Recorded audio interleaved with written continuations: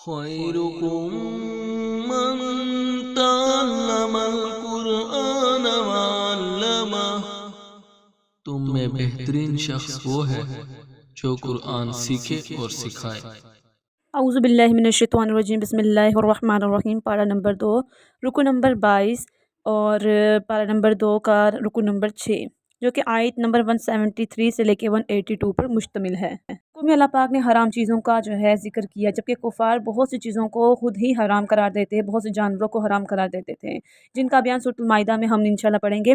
کفار کی ان حرکات کی بنا پر کہ وہ اپنی جانب سے کچھ بھی حرام قرار دے دیتے تھے، تو اللہ پاک نے فرمایا کہ حرام وہ نہیں جس کو تم قرار دو، حرام تو وہ ہے جس کا اللہ ذکر فرمائے۔ اور یہاں پہ 4 چیزوں کے حرام ہونے کا ذکر فرمایا ہے۔ ایک ہے مردار، دوسرا خون، تیسرا خنزیر کا گوشت، اور چوتھا غیر اللہ کے نام پر ذبح کرنا۔ اللہ پاک فرماتے ہیں یہ جو رد و بدل کرتے ہیں نا اپنی کتاب میں، تو یہ چھوٹی سی قیمت کے بدلے ذلت کو خریدتے ہیں، اور اس ذلت کے سبب ان کے پیٹ میں آگ بھری جائے گی روز محشر، اور اللہ پاک قیامت کے روز ان سے بات نہیں کرے گا اور نہ ہی انہیں پاک کیا جائے گا، بلکہ دردناک عذاب دیا جائے گا۔ اس رکوع کی آیت نمبر 171 میں بہت ہی خوبصورت بات ہے کہ اللہ پاک کی بات کا مفہوم ہے کہ صرف تمہارا قبلے کی جانب منہ کرنا کافی نہیں ہوتا، بلکہ تمہارا ایمان لانا، دل زبان سے اقرار کرنا رسول پہ، فرشتوں پر، کتابوں پر، قیامت پر، اللہ کی محبت میں، مال، رشتہ داروں، یتیموں، مسکینوں، ساحلوں اور قیدی سے حسن سلوک، اور نماز، زکوٰۃ، عہد پورا کرنا، صبر کرنا، یہ سب شامل ہے۔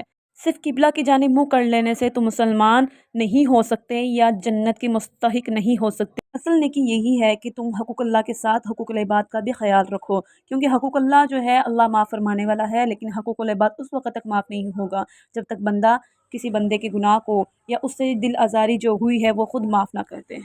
اس میں مزید جو ہے قتل کا ذکر کیا جاتا ہے کہ اللہ پاک فرماتے ہیں وَلَكُمْ فِي الْقِصَاصِ حیات، اور خون کا بدلہ لینے میں ہی تمہاری زندگی ہے۔ عمدن قتل کی سزا قصاص ہے جو کہ واجب ہے۔ یہ سزا تب معاف ہو سکتی ہے کہ مقتول کے گھر والے اگر معاف فرما دیں یا اس کے مقابل جو ہے مال دیت لے لیں۔ مزید آگے ناسخ اور منسوخ کا ذکر ہے کہ جب اسلام میں میراث کے احکام نہیں آئے تھے، اس وقت تک مرنے والے پر اپنے مال کے بارے میں وصیت کرنا واجب تھا، کیونکہ اس وقت صرف وصیت کے مطابق ہی مال تقسیم ہوتا تھا، لیکن جب میراث کا احکام آیا تو وصیت کا حکم جو ہے منسوخ ہو گیا۔ میراث قرآن کے مطابق ہی تقسیم کی جاتی ہے۔ رکو نمبر 23 آیت نمبر 183 سے 188 پر مشتمل ہے۔ اس رکوع میں روزے کی فرضیت اور اس کے احکامات کا ذکر ہے۔ روزوں کے متعلق اللہ پاک فرماتے ہیں کہ یہ جو گنتی کی دن ہے مراد 30 دن، تو اس میں جو اگر کوئی سفر میں ہو یا کوئی بیمار ہو یا طاقت نہ رکھتا ہو تو اس کو چاہیے کہ اس کی قضا دے، لیکن ایسا بندہ جو بعد میں بھی اس کی قضا نہیں دے سکتا تو بہتر ہے کہ وہ مسکین کو کھانا کھلائے، اور جو زیادہ بہتر نیکی کر سکتا ہے مسکین کو کھلانے پلانے کے معاملے میں وہ اس کے لیے زیادہ بہتر ہے، مگر جو روزہ رکھنے کی طاقت رکھتا ہے تو اس کے لیے سب سے بہتر یہ ہے کہ وہ روزہ رکھے۔ کو میں ماہ رمضان کی عظمت اور فضیلت کا بھی بیان ہے، اور اس کی 2 اہم ترین فضیلتیں ہیں۔ پہلی یہ کہ اس مہینے میں قرآن اتارا گیا، دوسری یہ کہ روزوں کے لیے اس مہینے کا ہی انتخاب کیا گیا۔ مزید یہ ہے کہ اللہ پاک نے فرمایا قرآن جو کہ لوگوں کی ہدایت اور رہنمائی کا ذریعہ ہے، جو کہ رمضان کا ماہ پائے تو روزے ضرور رکھے، مگر وہ جو بیمار یا سفر میں ہو تو وہ نہ رکھ سکے تو قضا دے، کیونکہ اللہ پاک آسانی تمہارے لیے چاہتا ہے، دشواری نہیں۔ اللہ پاک نے حضور مصطفیٰ صلی اللہ علیہ وسلم سے فرمایا کہ اے میرے محبوب مصطفیٰ، جب کوئی بندہ تم سے میرے متعلق سوال کرے تو اسے کہا کرو میں تمہاری شارک سے بھی زیادہ قریب ہوں، اور ہر پکارنے والے کی پکار کو سنتا ہوں اور جواب دیتا ہوں۔ اور اللہ پاک اپنے بندوں کے دلوں کے حال سے واقف ہے، اسی بنا پر اللہ پاک نے رمضان کے ماہ میں اپنے بندوں کو جتنی سہولت دی جا سکتی تھی دی۔ مزید روزوں کے احکامات سے متعلقہ ایک شأن نزول ہے کہ شروع اسلام میں افطار کے بعد کھانا پینا جمع کرنا اور نماز عشاء تک حلال تھا۔ نماز عشاء کے وقت شروع ہونے کے بعد یہ سب چیزیں حرام ہو جاتی تھیں، اور یوں ہی سونے کے بعد بھی یہ چیزیں حرام ہو جاتی تھیں، اگرچہ ابھی عشاء کا وقت بھی شروع نہ ہوا، اور بعض صحابہ کرام رضی اللہ عنہ سے رمضان کی راتوں میں ہم بستری کا فعل سرزد ہوا۔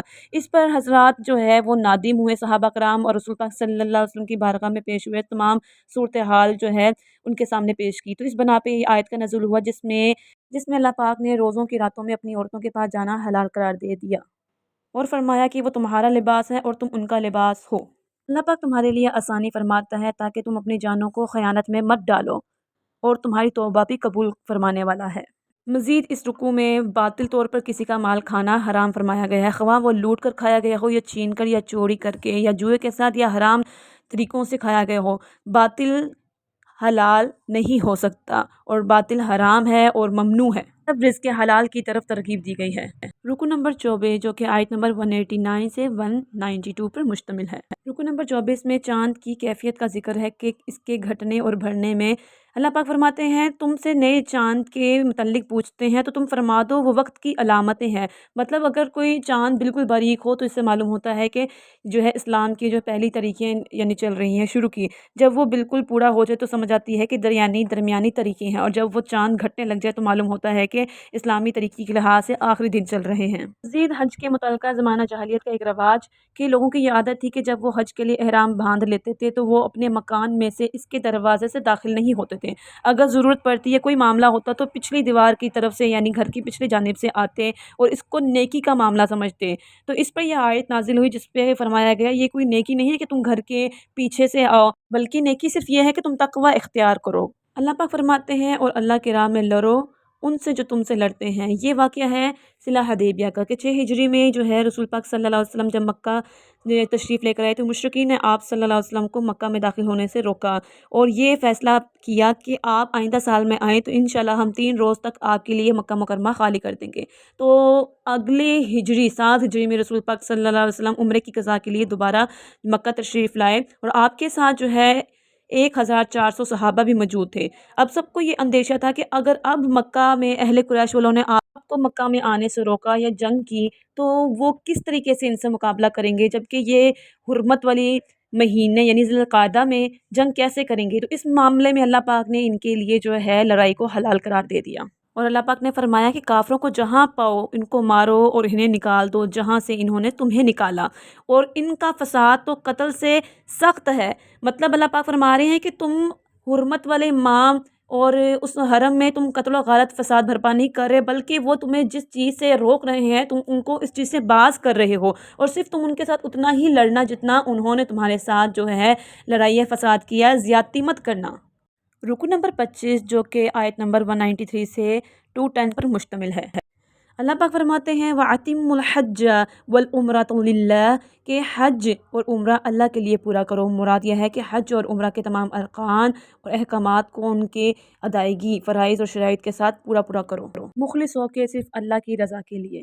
مزید حج کے احکامات اور کچھ اس کی اقسام کا ذکر ہے۔ حج کا ایک مسئلہ احصار کہ اگر تم احرام باندھ لو حج اور عمرے کی نیت سے مگر اس کو پورا نہ کر سکو خوف یا مرض کے تحت سے، تو پھر تمہیں احرام کو اتار دینا چاہیے اور اس کے اوپر جو ہے حدود حرم میں قربانی دینی چاہیے جو کہ واجب ہے۔ مزید یہ کہ حالت احرام میں بال منڈوانے کی اجازت نہیں، یوں ہی لباس خوشبو وغیرہ کے اعتبار سے بہت سی ایسی پابندیاں عائد ہوتی ہیں احرام کی حالت میں، اگر ان کی خلاف ورزی کرے گا تو دم یا صدقہ لازم آتا ہے۔ مزید یہ کہ جو حج کا ارادہ کر لے وہ اپنی عورتوں سے صحبت کا تذکرہ نہ کرے اور کوئی گناہ سرزد نہ کرے بلکہ گناہوں سے بچے۔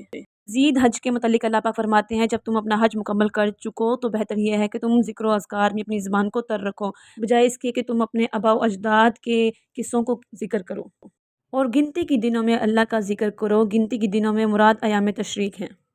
دوسری بات اللہ پاک فرماتے ہیں کہ اہل ایمان والے شاید اس بات کا علم نہیں۔ منافق کی صفت بیان کرتے ہوئے فرمایا گیا کہ ایک منافق حضور پاک صلی اللہ علیہ وسلم کی خدمت میں حاضر ہو کر بہت ہی میٹھی میٹھی باتیں کرتا تھا اور اپنے اسلام اور آپ صلی اللہ علیہ وسلم کی محبت کے دعوے کرتا تھا کہ میں اسلام کے متعلق یہ دعویٰ کرتا ہوں، آپ سے محبت کرتا ہوں، یہ دین سے محبت کرتا ہوں، اور اس پر قسمیں کھاتا تھا، اللہ کی قسمیں کھاتا تھا۔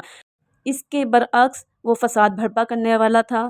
مراد یہ ہے کہ تم اپنی باتوں کو سچا کرنے کے لیے جبکہ تم جھوٹے ہو اللہ کی قسمیں کیوں کھاتے ہو۔ اللہ پاک فرماتے ہیں کہ اے ایمان والو اسلام میں پورے داخل ہو جاؤ، شیطان کی قدموں پر نہ چلنا، بے شک وہ تمہارا کھلا دشمن ہے۔